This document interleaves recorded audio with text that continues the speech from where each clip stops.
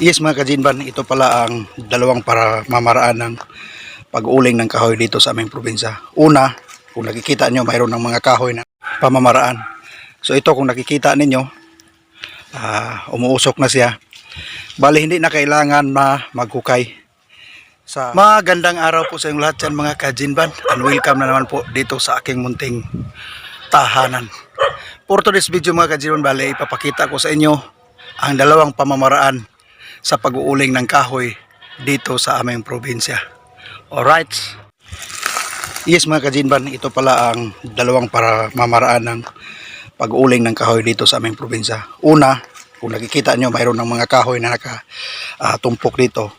Bali kailangan mo pang maghukay dito sa lupa. Tsaka mo ilagay yung mga kahoy.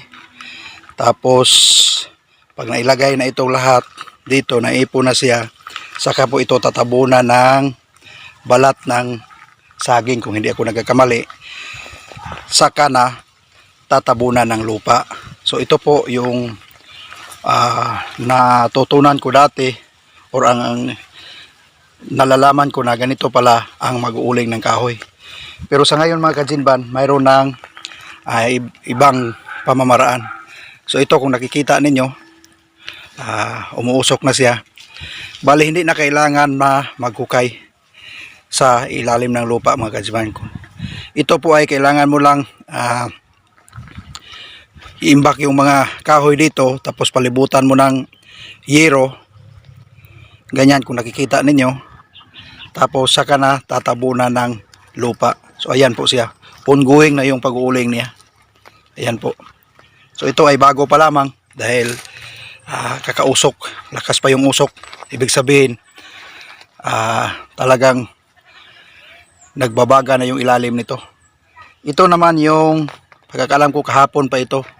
So parang patapos na ito. Hindi na magtatagal or mamaya siguro nahuhukayin na ito para maipon na yung uling. Pero hindi mo talaga maiwasan mga kajinban. Mayroon talaga siyang, kung tinatawag dito sa amin sa Bisaya, angol. Kung hindi, ibig sabihin hindi talaga nauling siya lahat. Pero halos 80% naman is uling talaga siya. Kasi sanay na po sila sa ganitong klaseng pag-uuling.